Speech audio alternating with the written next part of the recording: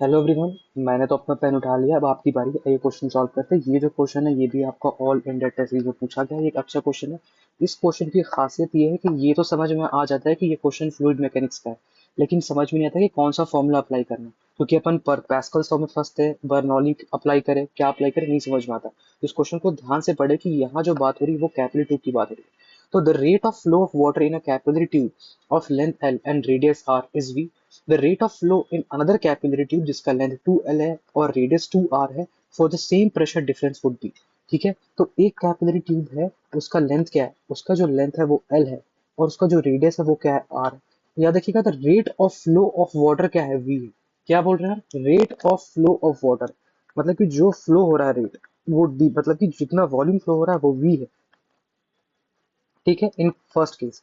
और अगर दूसरा एक कैपिलरी ट्यूब बोल रहा है जिसका लेंथ कितना है, the rate of flow in another capillary tube of length 2L। देखिए ना, ये तो बोल रहा है rate of flow of other capillary tube of length 2L and radius 2R for same pressure difference would be.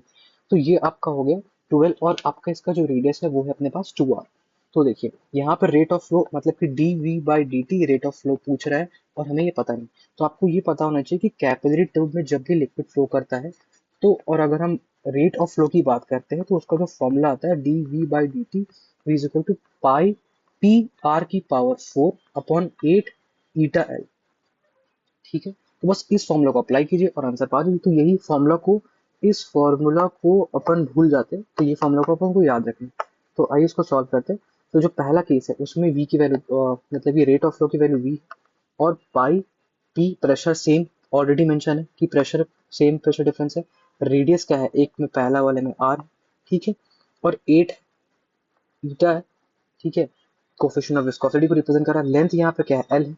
अगर हम बात करते हैं वी, ये हमको पता नहीं, वी एक्स मान लेते हैं, लेकिन हाँ पी क्या है, प्रेशर डिफरेंस सेम है। यहाँ पे रेडियस क्या हो गया, 2R की पावर 4 हो गया। 8 ईटा, लेंथ क्या है, 2L है। बस इसको सॉल्व कीजिए तो पाई पी कट गया। तो क्या बचा अपने पास, v अपॉन वी एक्स, ये जो नया वैल्यू है, r की पावर 4 8 ईटा एल इंटू क्या हो गया 8 ईटा 2L अपॉन 2 टू 4 4 और यहाँ पर 16 16 r की पावर 4। तो r की पावर 4 r की पावर 4 कट गया, 8 ईटा कट गया, तो v अपॉन वी एक्स मतलब जो रेट पूछ रहा है हमसे न्यू कैपिलरी ट्यूब में वो 2/16 हो गया। तो कितना हो गया, 2 8 16, तो वी एक्स क्या हो गया 8V। मतलब कि जो नया रेट ऑफ फ्लो जो वाटर का आ रहा है वो नया कैपिलरी ट्यूब में क्या हो जाएगा 8V। तो अपने पास ऑप्शन तो है 8, यही हो गया आंसर।